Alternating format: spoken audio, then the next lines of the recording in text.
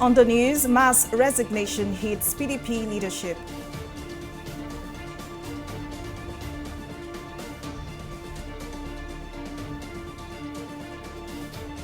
Minister of Health confirms COVID-19 third wave.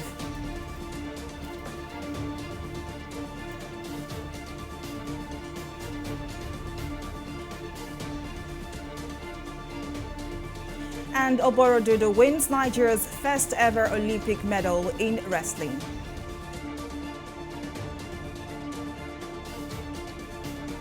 Thank you for joining us on News Now. I am Folashade Ogrinde. The strike by resident doctors in the country entered its second day today as patients appealed to the federal government to address the demands of the striking doctors in the interest of the general public.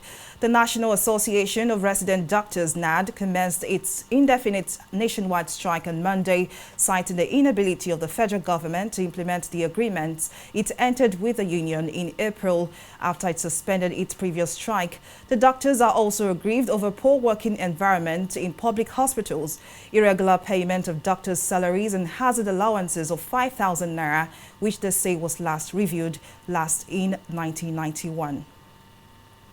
Meanwhile, the Minister of Health, Asage Hanere, says engagements are ongoing with resident doctors with a view to resolving the issues leading to the strike action. Hanere says while this is ongoing, all medical directors at federal and state hospitals have been directed to ensure that service delivery is not disrupted in their centers. Joining us now on the news to speak more on the doctors' strike is public health physician and consultant, Dr. Adebayo Akintayo. Thank you so much for joining us on the news. The incessant doctors' strike is becoming a major challenge. Now, how damaging is this for the country's health sector? Thank you very much once again for having me on the news. And I want to start by saying that in actual fact, I don't subscribe to the idea of having strikes. And it is because of personal experience and what actually add up together to make me, make a decision that I want to be a medical practitioner. But judging against the background that we're all human beings, we are living in an environment whereby every action would elicit a reaction. So I would want to say that considering the situation on ground, the medical practitioners are actually, I think they are right if they are, actually at this very moment requesting for a decent environment, for proper work tools, and appropriate remuneration. Even given against the background at the current moment, a lot of medical doctors and health practitioners are exposed to a lot of professional hazards by way of their work environment. We have hospital-related or acquired infections, and so on and so forth. So, and we equally have some social challenges. Most doctors do not really have enough time to attend to their family and some other sundry issues. So, and coupled with the fact that even at the current moment, we don't have enough health practitioners across all cadres, in all the health sectors.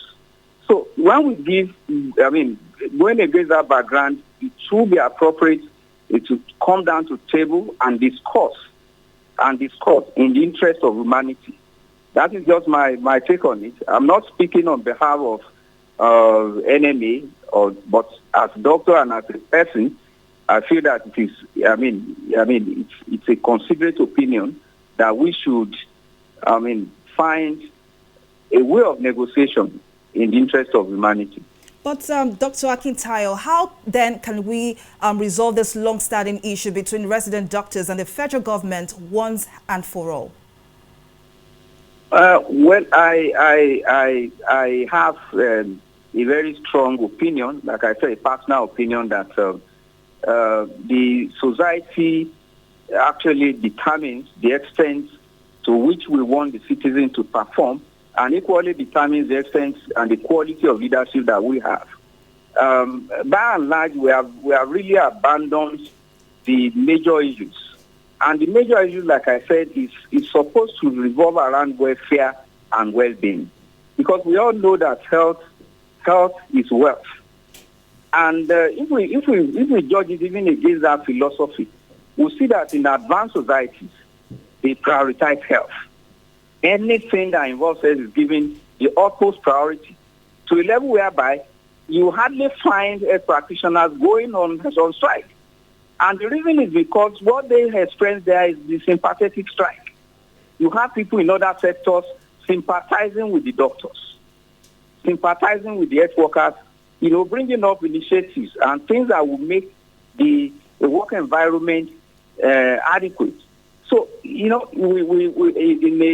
a way, I think all-round stakeholders' engagement needs to be involved. It shouldn't just be a kind of carrot and stick.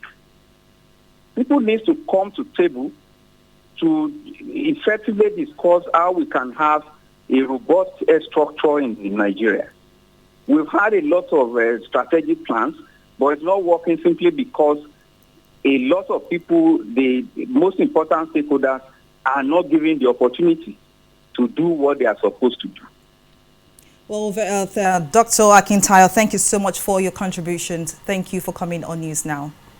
Moving on, Chairman of the Nigerian Medical Association, Lagos State Chapter, Adetunji Adinekon, has lamented the impacts of the country's security on the healthcare sector at a press briefing to announce the commencement of its week-long activities for the 2021 Annual General Meeting and Scientific Conference from August 1st to 6th. Adinekon said the NMA remains a partner of government in the delivery of quality and accessible healthcare. Take a listen. NMA Lagos, as a partner of government, has been undertaking impactful programs targeted at ensuring the delivery of efficient healthcare in order to guarantee accessibility, coverage, quality, and safety, with ultimate improvement in health indices. These programs are all-encompassing and include contemporary local, national, and international matters. In the consciousness of the importance of security and related matters, especially on the need for the provision of adequate security for members and the masses, we have improved on our relationship with the appropriate security agencies, particularly the Nigerian Police Force in Lagos State Command, in ensuring continuous protection of lives and properties, which is a sine qua non to basic healthcare delivery and non-negotiable to universal health coverage. This move has been found extreme usefulness in terms of robust interaction between the association and security agencies, more so in ensuring prompt resolution of matters involving our members. NMA Lagos Anti-Quackery Committee, in collaboration with the appropriate and relevant security and allied agencies, has been actively working and has tackled some cases of quackery in the state. The committee, in conjunction with the Medical Jurisprudence Committee, is working on more practical and effective ways to tackle these menace, including sponsoring anti-quackery bill to the Lagos State House of Assembly. And in politics, fresh crisis is looming in the opposition People's Democratic Party, PDP, for the Uche Secondus-led National Working Committee following the resignation of 7 national officers of the party. The party leaders, made up of Deputy National Publicity Secretary, Deputy Legal Advisor, Deputy Women Leader, amongst others, reportedly tendered their resignation, citing poor leadership. The party chieftains, in different letters addressed to the National Secretary of the party on Tuesday, alleged being sidelined and unfairly treated by the National Chairman, Uche Secondus. They also alleged that there is a lack of financial transparency in the leadership. Joining us on News Now to further discuss this is political analyst Jide Ojo. Thank you so much for joining us on the News Now. What are your thoughts on this? It must be a very challenging time for the PDP chairman, Uche Secondus. Exactly, it is. It's never raised but falls. It's quite unfortunate that the main opposition political party in Nigeria is itself embroiled in a lot of internal crises. One would have thought that after they successfully had their congresses and conventions, after the 2019 elections, shortly before the 2019 election, that the party will remain united and pose a serious challenge to the alleged misgovernance of the APC. But anyway, the bigger the head, the bigger the headache. This is a party that has ruled Nigeria for 16 years, and quite unfortunately, is now finding itself in opposition. It's not very good. It's not very easy to swallow that bitter pill of being an opposition for the past going to 6 years now. So it's not coming as a surprise. But if you look at the quality of those who resigned are actually like spare tires. If you permit me to use that word. They are like spare tires because they are all deputies. They are people who are deputizing. Deputy organizing secretary, deputy financial secretary, deputy financial secretary, deputy national legal advisor, and the rest. So, and unfortunately, it's also this resignation is coming on a day that the National Reconciliation Committee of PDP is in Oyo State to mend fences between and among the warring faction in Oyo State. I learned there is a parallel ESCO who have already opened the office in Oyo State. So, former President of the Senate, Bukola Saraki, has led former President of the Senate, Ympayo Sayin, former Governor of Cross River, the Muta and others, to reconcile the warring faction. So it's like they are dealing with so many crises around the states where they govern, and you also recall that PDP has lost a number of its governors to the ruling APC at the center. You talk of the current governor of Cross River State, the current governor of Zamfara State, the current governor of Ebonyi State. At least these three, and we learned that there could be more, have defected to APC in recent months. Several other senators, House of West members, including State House of Assembly. So it actually is a cause for concern for PDP. Well, very well. Mr. Jide Ojo, political analyst, thank you so much for your contributions on News Now. Moving on, we'll take a break here, but still to come, New York Attorney General report finds Cuomo sexually harassed multiple women. The detail and more after the break.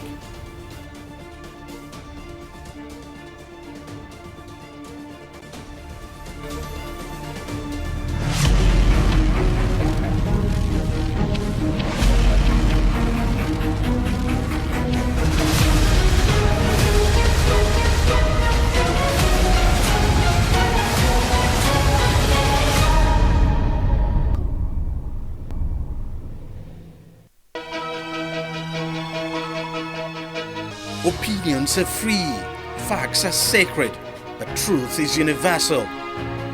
How, in practical terms, can we, for instance, de-escalate the tension? President must see himself as the President of the Federal Republic. We know where the enemy is. 3 places.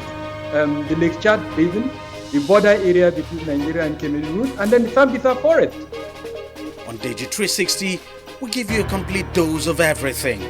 Opinion, facts and undiluted truth. I hardly believe what politicians say in this part of the world. A new Nigeria is possible, a future is possible.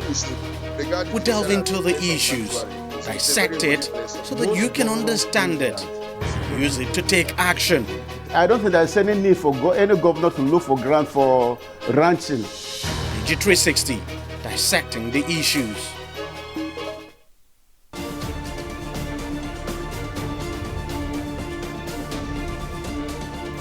Let's take a recap of some of our top stories. Fresh crisis is looming in the opposition People's Democratic Party, PDP, following the resignation of 7 national officers of the party. The party chieftains in different letters addressed to the national secretary of the party on Tuesday alleged being sidelined and unfairly treated by the national chairman, Uche Secondus. And in case you missed any of our news bulletin, or for more updates, do log on to our website on www.tv360nigeria.com. You can also follow us on our social media platforms on Twitter, Instagram, YouTube and Google Plus at TV360 Nigeria. On Facebook, we are at TV360 Online.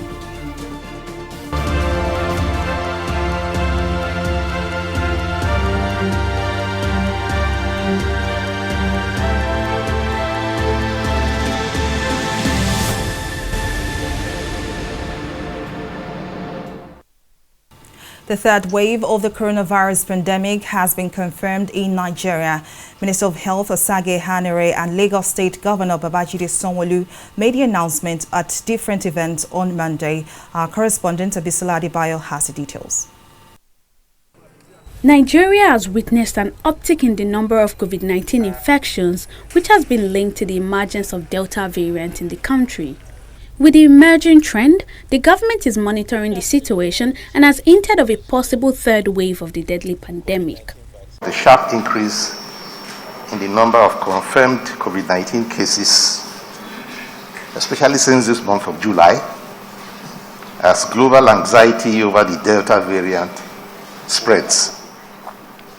All data indicate that we are now no doubt in the third wave, the resurgence of SARS-CoV-2 infection, which we saw coming since it first appeared in India. Lagos remains the worst affected state, recording over 9% increase in July.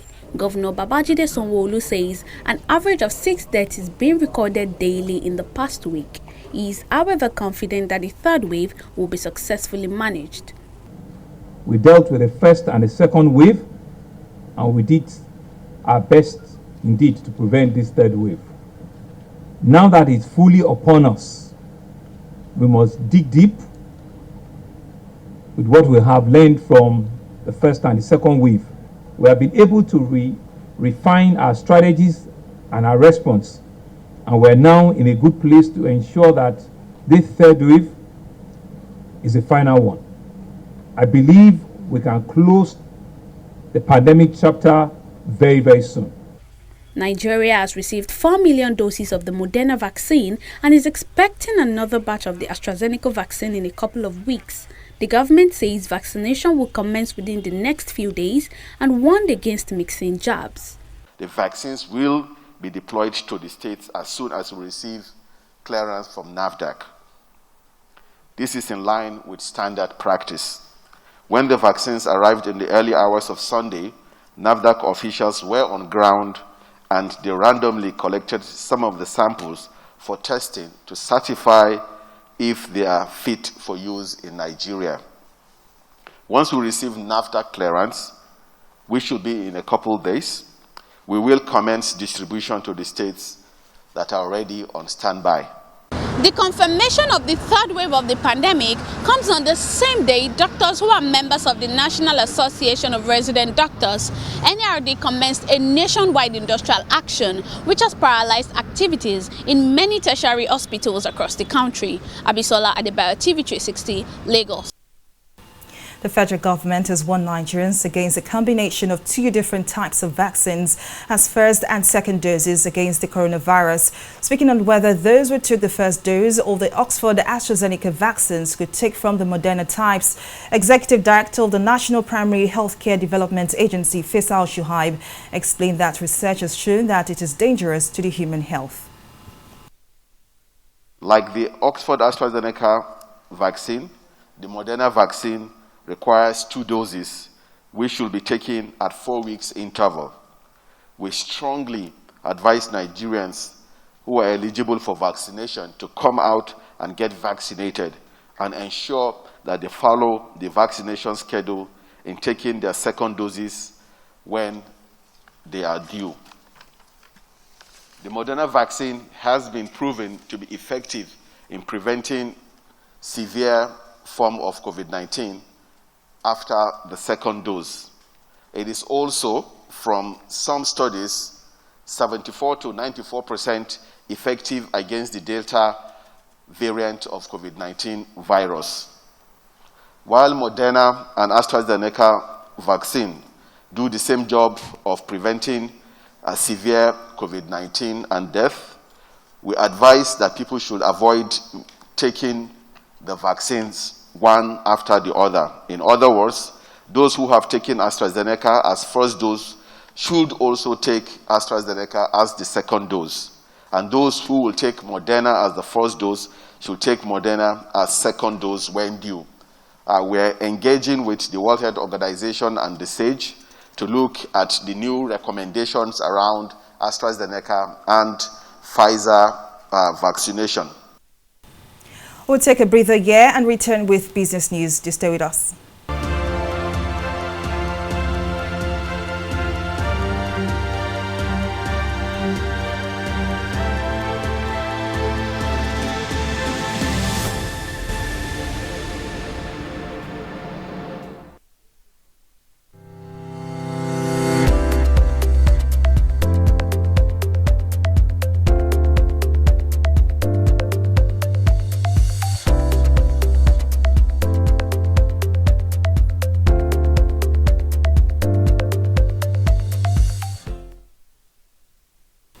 Well, up next is business news and stock market review with Mary Kanu. Over to you, Mary.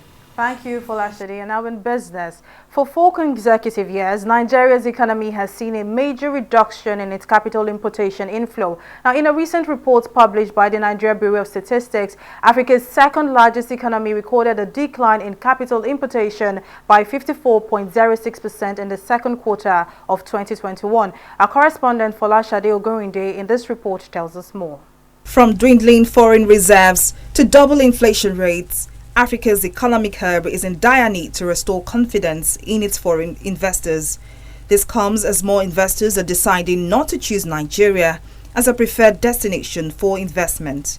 Led by its top investor, the United Kingdom, only a total of $875.62 million was invested into Nigeria by its foreign investors, representing a decrease of 54.06% when compared to Q1 2021. We have challenges with FX liquidity in the economy, and that is constraining foreign portfolio investors to come into the economy.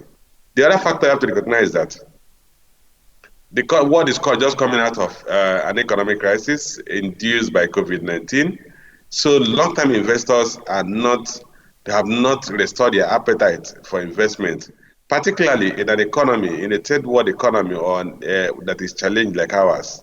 We have to deal with insecurity in several parts of the country, and that's a disincentive for people to invest in the economy. Though the banking sector played a major role in the total volume of investments brought into the country, the largest amount of capital importation by type was received through portfolio investment, which accounted for 62.97%. Some of the foreign investors, they come to play in our equity, money market, and bond markets. And such money, they are called hot money, and they don't want to stay too long in the economy. And anytime there's crisis, they want to move out of the economy. While the country's commercial nerve center, Lagos, remained an attractive destination to foreign investors, experts says more strategic policies must be implemented to address underlying issues. We have to address some of the issues around FX liquidity. The central bank must work towards managing the FX rate. It must work towards meeting the demands of those foreign portfolio investors who have been trying to exit but they have not been able to access FX. And then we should have some level of relative stability in exchange rate. The last time Nigeria had a major break in its capital importation inflow was in 2017. But 4 years after, the country is yet to see another rise, indicating a significant drop in investors' confidence on the nation's economy. Folashade Ogorinde, TV360 News. We'll take a break here and return with a review of the stock market. Stay with us.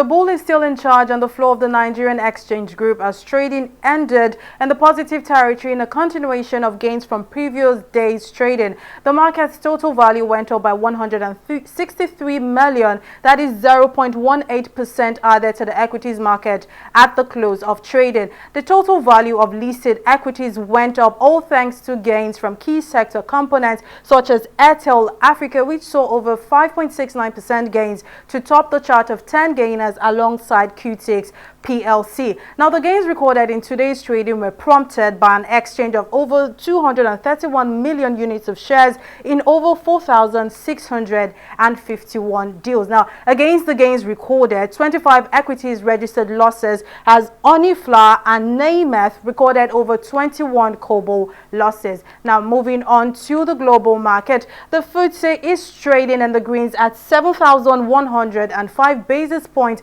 which is propped up by gains from energy giants BP PLC. That's why the UK stock is currently trading at 0.34%, while the US stock Dow Jones is also trading in the greens at 0.51%, supported by the combination of second quarter earnings and an ongoing economic recovery, as well as a still accommodative Federal Reserve. Meanwhile, Asian stock Nikkei is currently down in the reds at 0.50% as rising cases of COVID-19 have weighed on sentiment, which sees investors resort to profit taking.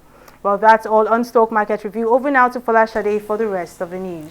Well, thank you very much, Mary, for that update. On the foreign scene, an investigation into New York Governor Andrew Cuomo has found that he sexually harassed several women, including employees at his office. It also found the governor and his team retaliated against the former employee for coming forward. Announcing the results of the inquiry, New York Attorney General Letitia James said Cuomo had violated state and federal laws. Cuomo, a Democrat in his third term, has repeatedly denied any wrongdoing. Moving now to the sporting scene, Nigerian wrestler Blessing Oborodudu has won the first silver medal for Nigeria at the ongoing Tokyo 2020 Olympics. Oborodudu became the first Nigerian wrestler ever to win a silver medal at the Games after a 4-1 loss to her opponent USA's Tamira Manson-Stork in the final of the women's freestyle 68 kg on Tuesday. Former Olympic and Commonwealth freestyle wrestling champion and current president of the Nigerian Wrestling Federation, Daniel Igali, was the only other Nigerian to have won an Olympic medal in wrestling before Oborodudu's feat, but Igali did it in the colors of Canada, winning gold at the 2020 Olympic Games in Sydney. And this is the size of our news bulletin at this time. Thank you so much for watching. I am Folashade Ogrinde. Bye for now.